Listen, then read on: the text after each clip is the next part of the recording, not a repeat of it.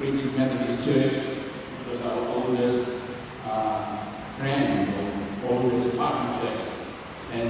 the newest one was Victorian Methodist Church, and we are indeed very happy that they were present with their kids last year.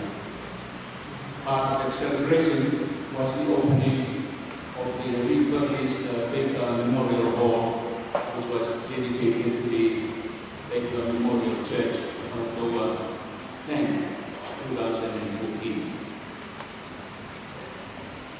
Along the way of our celebration, we also coined the word New Exodus, or Halakwayam Go, to mark the changes that we have tried to bring together through the following. One was the review of the church's constitution and regulations. Two, the work of the church's code of conduct.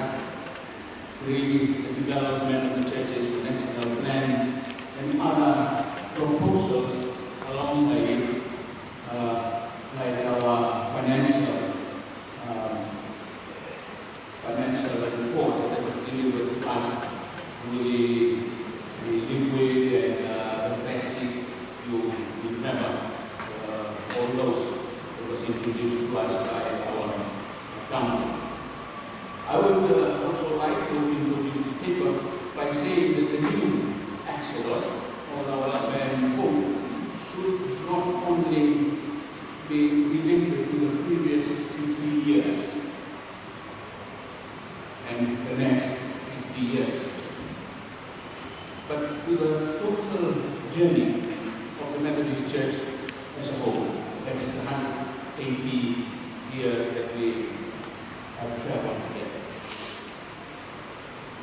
Never in the history of Fiji was a time when a religious community, in this case the Methodist Church, faced such a demoralizing and humiliating situation as in the period from 2009 and 2013 by our own government. What happened was the worst treatment any form of government in Fiji had done to the church. The Pacific region, known for its religious tolerance, had never experienced any such treatment as well from their host, from the churches that they had. All the Methodist Church in Fiji, systems of governance was strangled and was shut down, and all meetings of conference, standing committee, annual divisional meetings, quarterly meetings, monthly or leaders meetings were all cancelled. Some of the divisions, especially the Indian division, were given a special authorization from or dispensation by the then military government. Some divisions, circuits, or churches carried on as almost normal, since policing of the decrees were not as widespread as was hoped to be by the authorities. At that time of the military government, a good number of them were our own people, Methodist people. They showed the strength of their muscles, the strength of the guns, to intimidate the helpless, unarmed church members.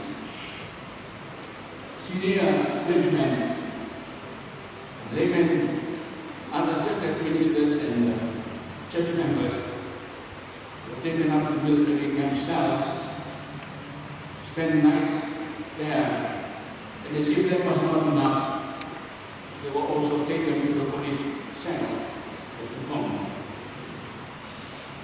After the July 17th Standing Committee of 2009, the whole of the Standing Committee were taken to task and charged with disobedient or something like that. This started with the initial 9 who went to tell the Roman Vatican community that according to the Methodist Church, the Real Conference 2009 was still on. The second group were the president, the then president, the former presidents, and general secretary. And the third group was the rest of the standing committee members, 27 altogether. The whole group appeared some more than 10 times in the courthouse on various occasions until a year later when the deputy office gave a Noli to the magistrate for the release of the 23, leaving the 4 in the then President, General Secretary, the deceased, the General Secretary, and 2 former church presidents.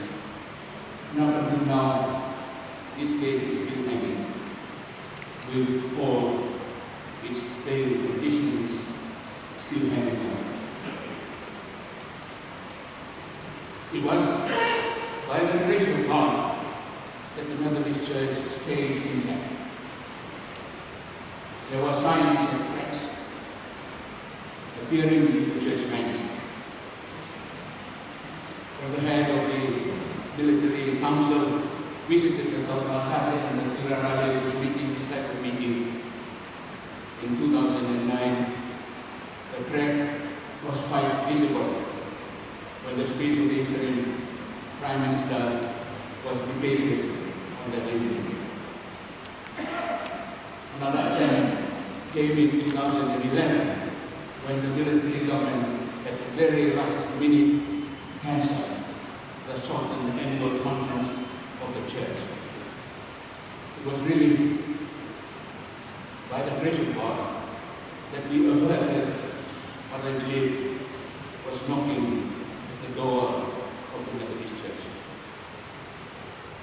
What actually sustained us, I believe, were the prayers. Prayers of the people called Methodist, called Ogo Fiji, and our brothers and sisters in the world. We had visitors from the World Council of Churches, World Methodist Council, and others visiting us, showing solidarity with the Methodist Church in Fiji. There were also obvious surprises shown during those days, some positive and some negative. Some of the military governments decreed specifically targeting the Methodist Church in Fiji.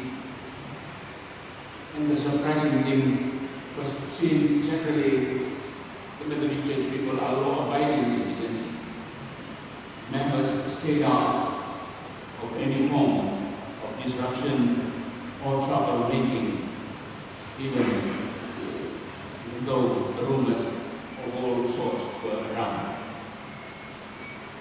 The stopping of conference and the Solevo was, I believe, an attempt to squeeze and to strangle the church funds.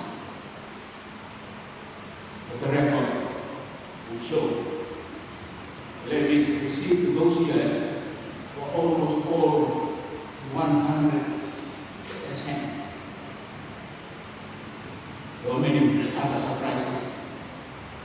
The scholars of today and tomorrow will write about as references to this unique event, unique time in Fiji's history, when a military government tried to humiliate and to demoralize the Methodist Church and force it to submission.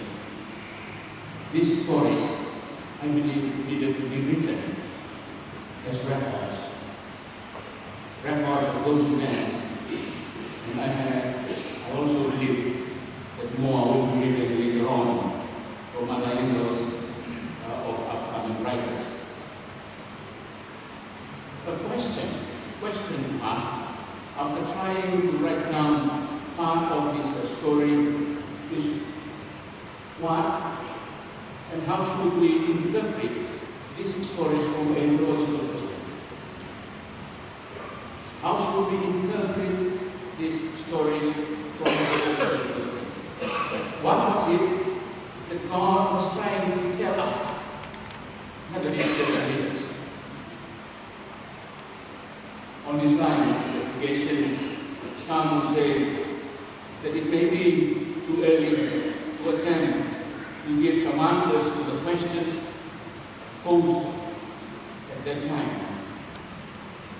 For me, one of the main questions that we should ask was, why did God, our God, allow this to happen to a church that God believed had called to bring Christianity to this land in 1855? Like the pre-Exodus time, and the Israelites were going through very difficult times in the hands of the Egyptians. Likewise, the pre-Babylonian exile and the return, the Jewish people went through some very difficult times as well. Both of these events were going on without the full knowledge of the Israelites themselves of God's intention. The hands of the Egyptians, the hands of the Babylonians were rather heavy on them. But at the same time, God, their God, Yahweh, had other ideas. A new land, a new nation, a new people was prepared, and its process of building was not easy on them, as a people, and also on the Egyptians and the Babylonians. The Exodus and the release of the exiled people came later on, and after all, the trying times that people went through. In the Exodus story, after leaving the land of slavery, the ordering of the new nation, the ordering of the new people, came as part of the 40 years of preparation and formation before the occupation of the promised land. After the time of this order, Moses, the servant of God, put together what became the law that governed the societal living for the people of God. The same happened after the exile, where Nehemiah and Ezra worked to rebuild the temple and the Jerusalem city walls, and to recommit to the law of God that Moses received from God for the ordering of society. I believe that the similar situation faced by the Israelites and in the Exodus and also in the exile is now faced by the Methodist Church in Fiji. The time has come to do some reordering of our society, help the people called Methodists in Fiji to renew, recreate, reinvent, and to renew God's church, the church that He sent